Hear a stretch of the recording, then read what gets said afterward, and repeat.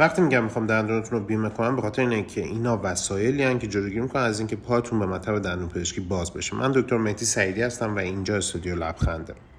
انواع مختلف نخ دندون رو داریم که یه ویدیو در مورد نخ دندونای خلالی حتما لازم درست بشه. اگه ایمپلنت داریم و واترجت نمیدونین چیه، بدونین که ایمپلنتاتون در معرض خطرن.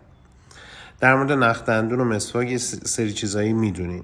باید 30 سانتی متر از نخ رو جدا کنین. 3 تا قانون اساسی برای استفاده کردن از نخ دندون یاد بگیرین.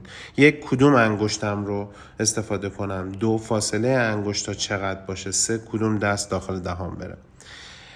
اول باید نخ رو بین انگشتاتون قفل کنین. قانون اول: از کدوم انگشت کمک بگیرم؟ اگر میخواین فک بالا رو تمیز کنین از انگشت شست. اگه میخواین فک پایین رو تمیز کنین از انگشت اشارتون.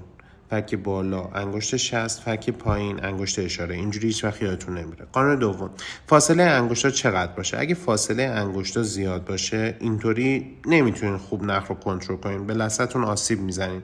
فاصله بین انگشتاتون باید اندازه 1 دندون باشه، نه بیشتر نه کمتر. قانون سوم: حین نخ دندون کشیدن معمولا لازمه 1 دست داخل دهان قرار بگیره. کدوم دست؟ اون دستی که دورتره، دست مخالف باید بیاد داخل دهان. من میخوام سمت راست دهانمو تمیز کنم، باید دست سمت چپ هم داخل دهان باشه. وقتی با این 3 تا قانون یاد گرفتین که نخ رو بین دندونا قرار بدین، باید با حرکات تناوبی ملایم و کشیدن نخ به دیواره دندون اونا رو برق بندازین. این میشه یک نخ دندون کشیدن تر و تمیز.